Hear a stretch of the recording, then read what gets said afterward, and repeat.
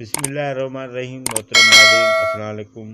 आज हम ख्वाब की ताबीर के मुस्तनद किताब ताबीर रोया में थे ख्वाब में चावल देखने की 5 मुख्तलिफ ताबीरें पेश करने जा रहे हैं। तो आइए शुरू करते हैं।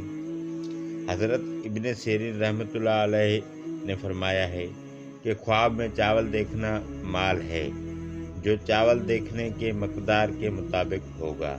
हज़रत इब्राहिम करमानी रहमतुल्लाह अलैह ने फरमाया है कि अगर ख्वाब में कोई शख्स ये देखे कि पके हुए चावल खाता है तो दलील है कि मुराद पूरी होगी और खैर व नेकी पहुँचेगी, और अगर कोई देखे कि पुलाव खाया है तो ज़्यादा बेहतरी और नेकी की दलील है, और दूध चावल का खाना निहायत ही बेहतर है, और अगर कोई देखे कि दही चावल खाता है तो उससे गम व दुआ की दलील है।